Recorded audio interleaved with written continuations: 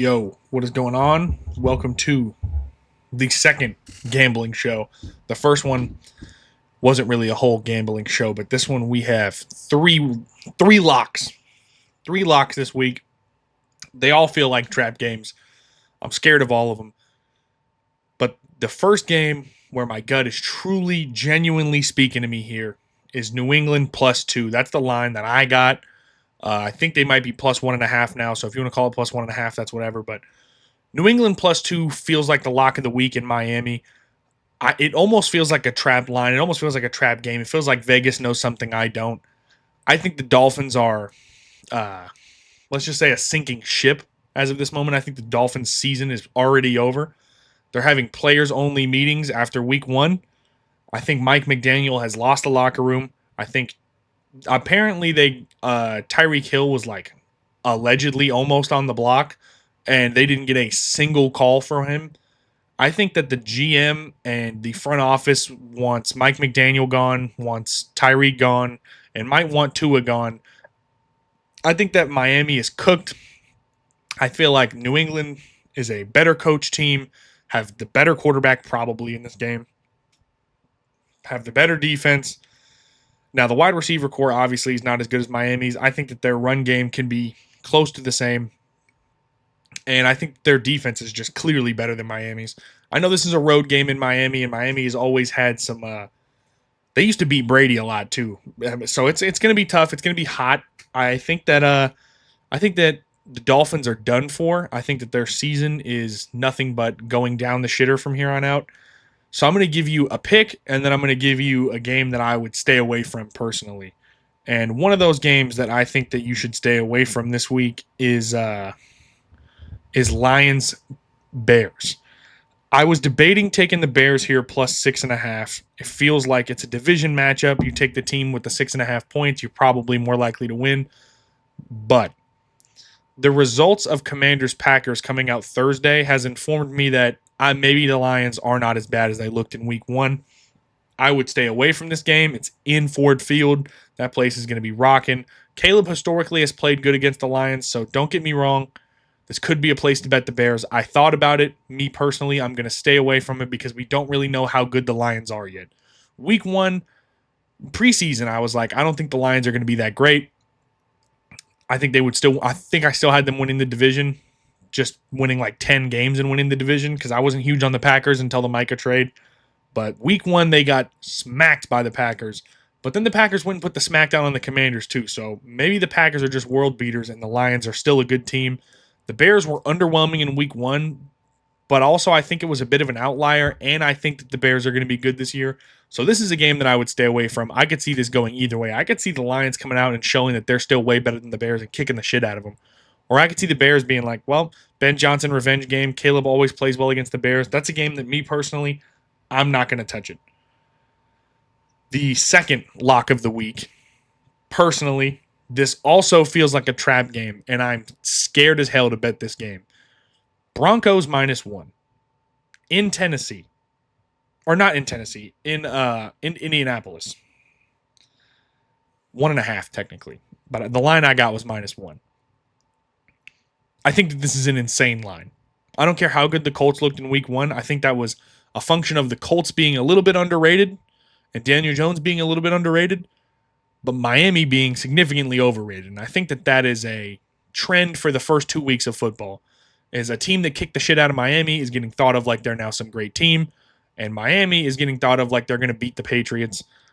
I think that is more a function of the Dolphins being bad, and I do not think the Colts are going to be good this year. I think Daniel Jones is a serviceable quarterback. I don't think they are going to beat the Broncos. I think the Broncos are going to outright win this game, and if the Broncos outright win this game, it will probably be by about 3 points. So I think that Broncos defense is going to that's going to be giving Daniel Jones nightmares in this game. I would be very much concerned about the Colts. I think that defense is going to be having him seeing things because that's like they are going to be, in my opinion, a top 3 defense in the league this year. I think that the Broncos are not a Super Bowl contender, but they are going to be a solid playoff team, and a solid playoff team beats the Colts in week 2. Bo Nix is going to have a bounce back. Last week was one of the worst performances probably of his entire football career. against the lowly Titans. But I think that the Colts are being highly overvalued here because of the way that they played last week against Miami. I would have to take the Broncos here. I would take Broncos money line. I would also take Patriots money line. I think I might double down on Pat's money line. But these two games are both scaring me because this is never how I would have set the line. If I was in Vegas, the Pats would be like 3.5 point favorites against the Dolphins, even on the road. And if I was setting the line for Broncos Colts, it would be like Broncos minus 5.5 or 4.5 because they're on the road. But I can't believe that these lines are 1.5 and 1.5. I think that these are both huge value to pick up in week 2. We'll see if I'm wrong, and we'll see if Vegas does know more than me, which they do. But we'll see if they were on the right side of this. I think that those are two locks. Another game that I would just wholly and entirely stay away from is Eagles-Chiefs. Now listen, historically, if the Kansas City Chiefs are playing a game at home and I get them and I get points, or I can bet the money line and get plus money, I auto fire on the Kansas City Chiefs as much as it sucks because of this hat. As much as it sucks to bet on the Chiefs, it's pretty much an auto fire if I can get Patrick Mahomes at home plus points. This one scares me because I don't know how good the Chiefs are and I don't know how good the Eagles are. I think the Eagles are going to have a slight regression on defense this year. The Chiefs seemingly are going to be bad on offense because they're out Xavier Worthy and Rashee Rice this week. And their run game did not look good in week 1. And their pass defense looked bad. Their run defense looked all right against the Chargers. But I really do not know what to think of either of these teams. I don't know if either of them are going to be in the Super Bowl again this year. But 1.5 points, it's basically a pick 'em. I would 100% stay away from this game. Scary game. Maybe it's because I got burned in the Super Bowl. I had a bunch of money on the Chiefs. I lost my ass on the Chiefs in the Super Bowl. But normally this would be an auto fire situation. Patrick Mahomes as an underdog is like 12-1 or something like that against the spread. He's always covers, but this isn't really a big underdog situation. And I think Philly has them outmanned. I can understand. I'm assuming a bunch of money is coming on Philly from the public, and I would assume some of the sharps have bet the Chiefs. I'm going to stay away from the game. Game scares me. Not for me. The third game, this one took me a minute to really pick. My gut really is worrying me with Rams minus 5.5. They are in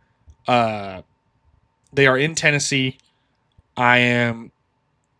I think Tennessee's really going to suck. So the weird thing is, after week 1, I feel like a lot of teams got overvalued and a lot of teams got undervalued. And let me explain. So the Raiders beat the Patriots. I don't think Vegas thinks the Raiders are very good, so I think that made them think the Patriots suck. But I think the Raiders are going to be good this year. And I think the Patriots are going to be good this year. I think the Raiders just looked better in week 1. Miami gets smacked by the Colts this year. They thought Miami was going to be okay. I thought Miami was and is atrocious. They got smacked by the Colts. So if they think Miami's okay and then got decimated by 30, then the Colts are going to be higher valued. That's why I like the Broncos. New England is lower valued because they lost to the Raiders. So I think that their line is good value against the Dolphins. Now, the Titans played a good game against the Broncos. Their defense made Bo Nix look like he was out of his mind. Here's the thing. Bo Nix is in his second year. Matt Stafford is a seasoned veteran. Matt Stafford is going to shut down this team. Matt Stafford, I think, probably kicks the shit out of this team. This could be a 2-score game. I could see them winning by 9. I could see them winning by 14. I don't know how it's going to go specifically, but I'm taking the Rams minus 5.5 on the road. It makes me a little nervous because the Rams are injury prone and the Titans did look good in week 1, but I think the Titans looking good was more of a function of the Broncos having an off game and Bo Nix being a young quarterback. Matt Stafford is not going to be fooled by any coverage. Matt Stafford has seen it all. Sean McVay is a much better coach than Brian Callahan, or is that his name? I think that's his name. Yeah, Brian Callahan. I think that coach is a doofus. I hate to say it. He knows football more than me, but you know what he doesn't know more about football than me is the catch rules. I don't know if you've seen that. He was under the impression that you had to get like an elbow and a knee. Like, he did not know the NFL catch rules, which I just think is kind of ridiculous. Everybody knows you get an elbow down, you get a knee down, it's a catch. So I think that was kind of a show. I think that the team probably is like, you didn't know that? You know what I mean? But I'm going to take the Rams in this spot. They beat the Texans last week by 5, so why can't they beat the Titans by 6? I think that the Rams defense is going to give Cam Ward a tough time. That offensive line in Tennessee is not great. It's not terrible. It's not the worst in the league, but it's not good by any means. And Jared Verse and that Rams defense has been bringing the pain. So I think Cam Ward is going to be a little freaked out in the pocket. I love Cam Ward, but Braden Fisk and Jared Verse. Braden Fisk, Jared Verse, Kobe Durant. Kobe Durant's not a star like those two, obviously, but those guys are going to be bringing the heat on Cam Ward. All three of these games feel weird because I feel like the Rams should be like 7-point favorites, but I think the Titans are getting overvalued because of how they played against the Broncos. I think the Broncos are getting undervalued because of the way they played against the Titans, and the Colts are getting overvalued because of the way they played against the Dolphins, who I think suck. And New England did not play great against the Raiders, but I think the Raiders are a good team. So this is kind of all a reaction to how week 1 was played. We will see.